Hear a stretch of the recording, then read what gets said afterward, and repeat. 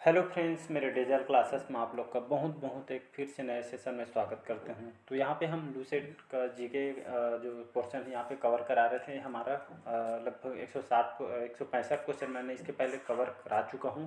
तो ये क्वेश्चन है लगभग 1001 क्वेश्चन का सीरीज़ चलने वाला है। वो भी मोस्ट इंपॉर्टेंट क्वेश्चन यहाँ पर इंक्लूड किया हूँ मैं, जो आपके एग्ज़ाम के कोई भी एग्ज़ाम के प्रिपरेशन कर रहे थे, SSC, रेलवे, UPSC, कोई भी एग्ज़ाम के अगर प्रिपरेशन कर रहे हो तो आपके सभी एग्ज़ाम के लिए सफिशेंट है। चाहे आप PSC का एग्ज़ाम के कोई भी स्टेट का हो, चाहे सेंट्रल गवर्नमेंट पुलिस वगैरह, सभी एग्ज़ाम के लिए सफिशेंट है। तो इसके पिछले क्लासेस को भी देख लीजिएगा। सारे क्वेश्चन आपके सिलेबस पे क्वेश्चन को तैयार किया गया है। लूसेंट से सारे क्वेश्चन लिए हैं। लूसेंट की मैं बात करूँ तो लगभग 90% जो क्वेश्चन आपसे यहाँ से कवर हो जाएगा। मान के चलिए कोई भी एग्ज़ाम के प्रिपरेशन कर रहे होंगे तो सभी एग्ज़ाम के लिए, और मान के चलिए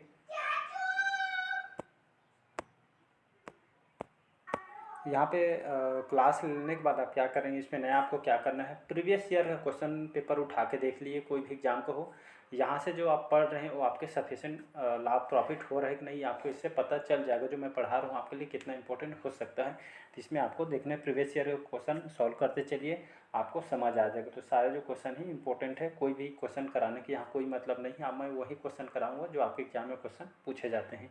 तो चलिए सेशन को बढ़ाते हैं आगे। पहले बार आए तो चैनल को सब्सक्राइब करके रख लीजिएगा ताकि जो नोटिफिकेशन है आप तक पहुँच पाए।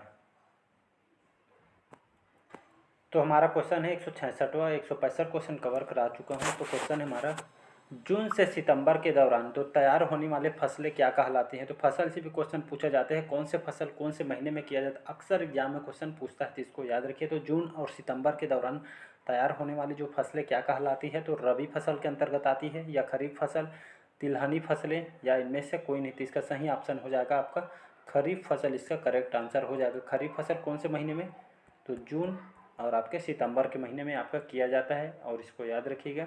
तो इसमें आपके जो खरीफ फसल जून और आपके सितंबर के महीने में किया जाता है, तो इसको याद रखिएगा। तो यहाँ पे जो खरीफ फसल के अंतर्गत कौन कौन सा फसल आएगा, तो ये भी इसको याद रखिए, क्वेश्चन पूछा जाता है। तो इसमें आपका धान, मक्का, सोयाबीन, ये सब जो फसलें हैं आपके, मूंगफली, कपास वगैरह आपके फसलें इस खरीफ फसल के अंतर्गत आती है, तो इसको याद रखिएगा। अगला क्वेश्चन देखते हैं। स्वतंत्रता के बाद देशी रियासतों के एकीकरण का उत्तरदायित्व किसे दिया गया था। तो पंडित जवाहरलाल नेहरू को, लाल बहादुर शास्त्री को, डॉक्टर राजेंद्र प्रसाद को, या सरदार वल्लभ भाई पटेल को। तो इसका सही ऑप्शन हो जाएगा सरदार वल्लभ भाई पटेल। तो स्वतंत्रता के बाद यहाँ पे देशी रियासतों के एकीकरण का उत्तरदायित्व किसे दिया गया था, तो सरदार वल्लभ भाई पटेल। इसको लौह पुरुष की भी संज्ञा इनको दी गई है, तो इसको याद रखिएगा। एग्जाम में लौह पुरुष किसे कहा जाता है करके एग्जाम में क्वेश्चन पूछा गया है, तो सरदार वल्लभ भाई पटेल आपको आंसर लेना है। तो रियासतों के एकीकृत जो करना है सरदार वल्लभ भाई पटेल को दिया गया, तो इसको याद रखिएगा। और भारतीय स्वतंत्रता जो अधिनियम 1947, तो 1947 ने रियासतों को यहाँ विकल्प दिया गया है, तो इसको याद रखो। 1947 के स्वतंत्र होने के बाद भारत जो है आपके स्वतंत्र रियासतों में अलग अलग जो कि बटा हुआ था, तो इसको याद रखिएगा। अगला क्वेश्चन देखते हैं। सन 1815 ईस्वी में कलकत्ता में आत्मीय सभा की स्थापना किसने की थी। तो राजा राम मोहन राय ने, दयानंद सरस्वती ने, हीरालाल शास्त्री ने, या इनमें से कोई नहीं। थी इसका सही ऑप्शन हो जाएगा आपके राजा राम मोहन राय। तो 1815, तो सन 1815 ईस्वी में कलकत्ता में आत्मीय सभा की स्थापना इन्होंने की थे राजा राम मोहन राय के द्वारा। इसको याद रखें, 1815 में इन्होंने, राजा राम मोहन राय ने, बंगाल में सामाजिक धार्मिक सुधारों को, इनको अग्रगामी भी कहा जाता है, उन्होंने आत्मीय सभा की भी स्थापना इन्होंने किया है, तो इसको याद रखिए। कई बार एग्जाम में क्वेश्चन को पूछा गया है, तो पूछा। और यहाँ में ये भी क्वेश्चन पूछता है दयानंद सरस्वती, ये भी यहाँ से भी क्वेश्चन पूछे, दयानंद सरस्वती कौन है जी। तो ये आपके आधुनिक भारत के चिंतक और आपके आर्य समाज, याद रखिएगा, आर्य समाज के संस्थापक हैं, तो इसको याद रखिए। इन्होंने इनका जो बचपन का नाम मूल शंकर था, इसको याद रखिए। ये क्वेश्चन इनका नाम पूछ चुका है, तो इनका बचपन का नाम मूल शंकर था, इसको याद रखिए। इन्होंने आपके आर्य समाज की स्थापना इन्होंने किया है, तो इसको याद रखिएगा। इन्होंने वेदों को लौटे की जो प्रमुख नारा इनके द्वारा, दयानंद सरस्वती के द्वारा दिया गया है, तो इसको याद रखिए। यहाँ से 2-3 क्वेश्चन बनते हैं, तो इसको भी याद रखिए। जितना भी इंपॉर्टेंट क्वेश्चन बनेगा मैं साथ में इंक्लूड कराते जाऊँगा, तो आपको देखने का एक बार क्या करें, इसको रिवीजन करने 1 से 2 बार देखेंगे तो आपको डेफिनेटली सभी याद हो जाएंगे। अगला क्वेश्चन देखते हैं, मोस्ट इंपॉर्टेंट क्वेश्चन है, क्वेश्चन पूछा जा सकता है। तो हमारा क्वेश्चन है, नीरज चोपड़ा का जो संबंध कौन से खेल से है? तो कुश्ती, जेवलिन थ्रो, शूटिंग या रेसलर थे? तो इसका सही ऑप्शन हो जाएगा आपका जेवलिन थ्रो, इसका सही ऑप्शन हो जाएगा। एथलेटिक्स थे, इसको याद रखिएगा। तो इसका सही ऑप्शन हो जाएगा आपका जेवलिन थ्रो। नीरज चोपड़ा सभी जानते होंगे, गोल्ड मेडलिस्ट हैं, ये आपका गोल्ड मेडलिस्ट है नीरज चोपड़ा। इन्होंने जो कि अमेरिका में यूजिन में जो वर्ल्ड एथलेटिक्स चैम्पियनशिप में इन्होंने नीरज चोपड़ा ने जीता था, इसको याद रखिएगा। इन्होंने भाला फेंक में इन्होंने 19 साल बाद लगभग भारत में इन्होंने नाम दर्ज किए है। इन्होंने आपके गोल्ड मेडल इन्होंने दिलाया है सितंबर 2022 में, तो इसको याद रखिएगा। तो इसका सही ऑप्शन हो जाएगा जेवलिन थ्रो। अगला क्वेश्चन देखते हैं, नेक्स्ट क्वेश्चन देखते हैं, किस मुगल शासक ने सिख गुरु जो तेग बहादुर की हत्या करवा दी थी? तो शाहजहां, जहांगीर, औरंगजेब या अकबर? तो इसका सही ऑप्शन हो जाएगा आपका औरंगजेब, करेक्ट आंसर हो जाएगा। तो इसको याद रखिएगा। तो औरंगजेब एक मुगल शासक था। इन्होंने जो सिख गुरु थे तेग बहादुर, इनकी जो हत्या औरंगजेब ने करवा दी थी। तो इसको याद रखें, मुगल बादशाह औरंगजेब ने यहाँ पे इनके आदेश पर यहाँ पे गुरु तेग बहादुर के इन्होंने सिर को काट दिया गया था। तो इसको याद रखिए, क्वेश्चन बहुत बार क्वेश्चन को रिपीट भी किया गया है। नेक्स्ट क्वेश्चन देखते हैं,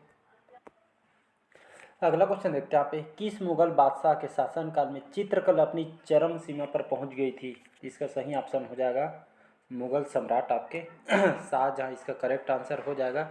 तो इनके शासनकाल में एक मुगल बादशाह था, इनके शासन में जो चित्रकला जो होती थी ये आपके चरम सीमा पर पहुंच गई थी। कहने का मतलब है इनकी जो चित्रकला जो बहुत ही प्रेमी थे जहांगीर, इनको कहा जाता है अगर कोई भी चित्रकार अगर चित्रकारी करता था तो इसको बिना देखे वो बता देते कौन से चित्रकारी से चित्र बनाई है, इसकी आँखें, इससे जो भी पार्ट्स वगैरह बनते थे, चाहे भौएँ हों, चाहे आँख, चाहे कान नाक, जो भी बना हो, अलग अलग अगर चित्रकारी उसको चित्रकारी करते थे तो ये बता देते कौन से जो पार्ट से कौन चित्रकारी इसका किया गया था। इनको इतना तजुर्बा था शाहजहाँ का। तो इसको याद रखिए, अकबर के काल में इनकी उन्नति बहुत ही इनके शासनकाल में बहुत ही चरम सीमा पर पहुंच गई थी, मतलब बहुत ही प्रसिद्ध हुए थे। तो इसको याद रखिएगा। अगला क्वेश्चन देखते हैं, मोस्ट इम्पोर्टेंट, इसको भी बहुत बार क्वेश्चन रिपीट किया गया है। हुमायूं नामक पुस्तक की रचना किसने की थी? तो अलबरूनी ने, गुलबदम बेगम ने, या बाबर ने, या आपका हुमायूं ने? तो इसका सही ऑप्शन हो जाएगा आपके गुलबदम जो बेगम है। तो हुमायूं नामा जो पुस्तक है इनकी रचना इनको द्वारा की थी। हुमायूं जो नामा है गुलबदम बेगम द्वारा लिखा गया, इनके द्वारा। एक यहाँ आपके मुग़ल शासक जो बाबर की सबसे छोटी बेटी थी आपके गुलबदन बेगम, इनकी बेटी थी मुग़ल शासक बाबर की। ये आपकी 8 साल की उम्र में इन्होंने हुमायूं नामक ये आपके पुस्तक को लिखा गया था। इसको याद रखिए, 8 साल के एज में इस पुस्तक को इन्होंने कौन सी भाषा में? तो इन्होंने फारसी भाषा में बिना शब्द के इन्होंने लिखा था। तो इसको याद रखिएगा, अगर पूछे फारसी भाषा, इसको भी याद रखिएगा, फारसी भाषा में इसको लिखा गया है। मात्र इनकी एज 8 साल में। अगला क्वेश्चन देखते हैं, किस गुप्त शासक ने नालंदा विश्वविद्यालय की स्थापना की थी? तो समुद्रगुप्त ने, स्कंदगुप्त ने, कुमारगुप्त ने, या चंद्रगुप्त द्वितीय ने? तो यहाँ पे बोला गया है किस गुप्त शासक ने नालंदा विश्वविद्यालय की स्थापना की थी? तो इसका सही ऑप्शन हो जाएगा आपका कुमारगुप्त जो प्रथम थे। याद रखिए, कई बार एग्जाम में क्वेश्चन को पूछा है, बहुत सारे एग्जाम में। कुमारगुप्त एक गुप्त शासक थे, इन्होंने कुमारगुप्त प्रथम ने नालंदा विश्वविद्यालय की स्थापना की थी। इसको याद रखिएगा। लगभग कहा जाता है 5वीं सदी में, 5वीं शताब्दी में इसको निर्माण करवाया। तो 5वीं सदी में इसको निर्माण करवाया। और वर्तमान में जो नालंदा विश्वविद्यालय है कहाँ, कौन से राज्य में स्थित है? तो ये आपके बिहार पटना में, याद रखिएगा। तो आपके बिहार पटना में स्थित है, तो इसको याद रखिएगा। और यहाँ पे कहा जाता है जो बौद्ध अध्ययन के लिए इसको जाना जाता है। और यहाँ पे बहुत सारे चिकित्सा, गणित वगैरह के लिए यहाँ पे इसको प्रशिक्षण के लिए भी इसको जाना जाता है। बिहार में स्थित है, तो इसको याद रखिएगा। अगला क्वेश्चन देखते हैं, मोस्ट इम्पोर्टेंट क्वेश्चन है, भगवान विष्णु को समर्पित पुरी जगन्नाथ मंदिर किस भारतीय राज्य में स्थित है? तो आपके कौन से राज्य में स्थित है? तो उड़ीसा, कर्नाटक, तमिलनाडु, महाराष्ट्र। तो ये आपके कहाँ पे स्थित है? उड़ीसा। बहुत बार एग्जाम में क्वेश्चन को पूछा जा चुका है। तो मोस्ट इम्पोर्टेंट है। तो ये आपके जगन्नाथ मंदिर उड़ीसा में स्थित है, याद रखिए। पूरी सुने होंगे, बहुत ही बड़ी तीर्थ स्थल से चारों धामों में से एक इसको माना जाता है जगन्नाथ मंदिर। यहाँ पे मान्यता है, यहाँ एक रहस्य है, जो यहाँ पे जो शिखर में स्थित है वो झंडा जो हमेशा आपके हवा के विपरीत दिशा में लहराता है। कहा जाता है कि आपके शाम को यहाँ पे धरती समुद्र की तरफ ये आपके जो कि हवा चलती है, लेकिन आपको यहाँ पे हैरानी होगी, यह प्रक्रिया जो कि उल्टी हवा के जस्ट अपोजिट साइड जो झंडा यहाँ पे लहराती है। तो इसको जो रहस्य इसको अभी तक कोई किसी भी ने यहाँ पे इसको पता नहीं कर पाया है, तो ये आपके आश्चर्यचकित है। और इसमें एक बात और नोटिस करने वाली है, आप जब भी पुरी जाएंगे तो ये आपका मंदिर है, जैसे मंदिर है तो यहाँ पे मंदिर की जगह बाहर रहेंगे तो आपको ना समुद्र की लहरें आपको सुनाई देगी। जस्ट आप मंदिर के एक कदम भी यहाँ पे मंदिर के यहाँ पे पैर रखेंगे, अंदर जाएंगे तो आपको समुद्र की आवाज़ बिल्कुल भी नहीं आएगी। फिर जस्ट मंदिर के आप बाहर आएंगे तो समुद्र की जो गड़गड़ाहट आवाज़ आपसे बाहर को देखने को सुनने को मिलेगी, लेकिन मंदिर के जस्ट आप अंदर जाते हैं तो आपको बिल्कुल भी सुनाई नहीं देती है। आपके आश्चर्यचकित वाली बात है। तो आप घूमने वगैरह नहीं गए होंगे तो जाके देख सकते हैं, बहुत ही अच्छी तीर्थ स्थल इसको माना जाता है। और यहाँ पे कहा भी जाता है जो मंदिर बना है जगन्नाथ जी का मंदिर, इसके ऊपर से कोई भी हवाई जहाज़ वगैरह नहीं गुजरती है, ना ही कोई भी एक पक्षी भी यहाँ से नहीं उड़ते हैं। तो ये आपके बहुत सारे यहाँ पे रहस्य है, तो इसको याद रखिए। यहाँ से एक क्वेश्चन और पूछा जा सकता है, जो भगवान विष्णु जी को समर्पित जो पूरी नाथ जगत मंदिर है आपके उड़ीसा में स्थित है, इस मंदिर को किसके द्वारा बनवाया गया था? तो इसको बनवाया गया था आपको जगन्नाथ मंदिर को आपके अनंत वर्मन जो चोटगंग देव थे, इनके द्वारा इसको 12वीं शताब्दी में इन्होंने बनवाया था। इसको याद रख, कलिंग राजा के अनंत वर्मन चोटगंग के द्वारा इसको बनाया गया है, तो इसको याद रखिएगा। यहाँ पे कोणार्क का सूर्य मंदिर है जो कि उड़ीसा में स्थित है। कलिंग स्टेडियम और आपका सूर्य मंदिर है, और यहाँ पे लिंगराज मंदिर भुवनेश्वर में है। तो यहाँ पे बहुत सारे क्वेश्चन बनते हैं उड़ीसा राज्य से, तो इसको याद रखिएगा। नेक्स्ट अगला क्वेश्चन देखते हैं, शून्य की खोज का श्रेय किसे दिया जाता है? जिन्होंने शून्य की खोज की और पूरी गणितीय संरचना को ही बदल दे। तो पाइथागोरस, पाणिनि, आर्यभट्ट, श्रीनिवास रामानुजन। तो इसका सही ऑप्शन हो जाएगा आर्यभट्ट। इसको याद रखिए, इन्होंने शून्य की खोज का श्रेय इनको कहा जाता है, और इन्होंने जो शून्य की खोज इनके द्वारा किया गया है। तो इसको याद रखिए, इनके द्वारा शून्य लिखने की जो प्रक्रिया है इनके द्वारा दी गई थी, तो इसको याद रखिएगा।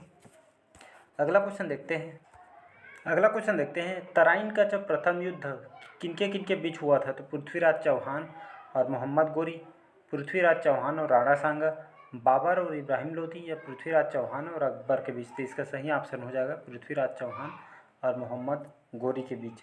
तो इसका तराइन का प्रथम युद्ध कौन से सन में हुआ था?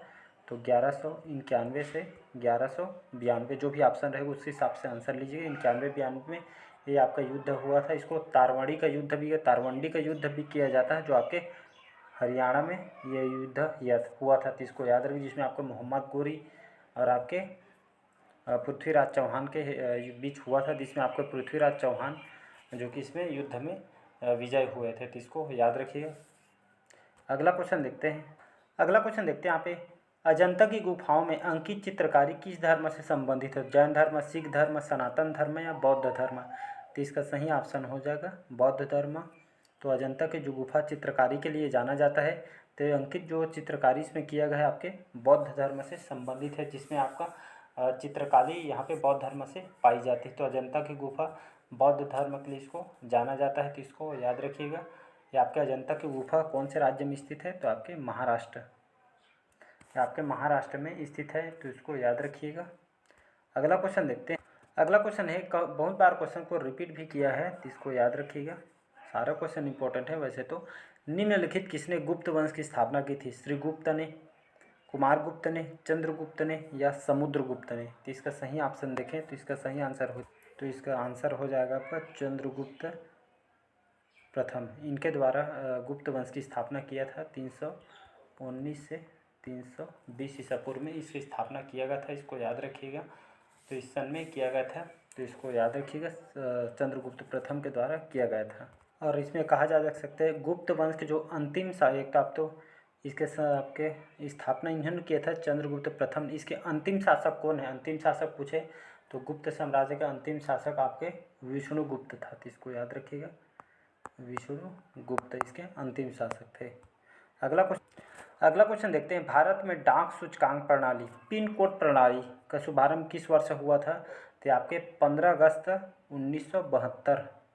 तो इसको याद रखिएगा। तो 15 अगस्त 1972 में भारत में डाक सूचकांक प्रणाली, जिसको पिन कोड प्रणाली कहते हैं, पिन कोड के हिसाब से हम देखते हैं आपके जिला वाइज पिन कोड में डिवाइस किया गया है अलग अलग। तो उसके हिसाब से आपका पिन कोड के हिसाब से आपका जो सामान पार्सल वगैरह उसके हिसाब से पिन कोड के हिसाब से आता है। तो भारत में डाक सूचकांक प्रणाली पिन कोड प्रणाली जो शुभारंभ है 15 अगस्त 1972, 15 अगस्त 1972 में इसको स्टार्ट किया गया। तो इसको याद रखिएगा।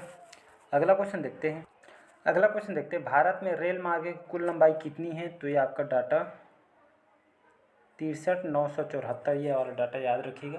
तो 63,900 यहाँ पे इतना किलोमीटर है आपके 63,974 किलोमीटर आपके भारत के रेल मार्ग की ये आपका लंबाई है। तो इसको याद रख। और यहाँ से अक्सर एक क्वेश्चन और पूछा जाता है, यहाँ पे जो भारत देश में पहली बार यहाँ पे जो ये आपका रेल मार्ग जो है आपके कौन से ब्रिटिश शासक के द्वारा इसको मतलब इसके नींव किसने रखी थी? तो इसको याद रखिए। जो यहाँ पे जो लॉर्ड डलहौजी थे, गवर्नर थे, इनके द्वारा इस रेल विभाग को इनके द्वारा स्थापना किए थे। आज जो भी हमारे रेल परिवहन है आपके इनकी ही देन है, अंग्रेज़ों के द्वारा। तो इसको ब्रिटिशों के द्वारा, इसको लॉर्ड डलहौजी के द्वारा इसके जन्मदाता इनको कहा जाता था।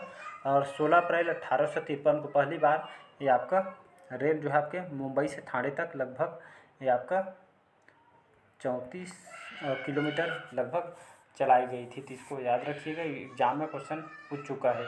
तो आज का सेशन कैसे लगा कमेंट करके ज़रूर बताइएगा। पहले बार आए तो चैनल को सब्सक्राइब करके रख लीजिएगा ताकि जो नोटिफिकेशन है आप तक पहुंच पाए। तो चलिए, थैंक यू, मिलते हैं अगले क्लासेस में।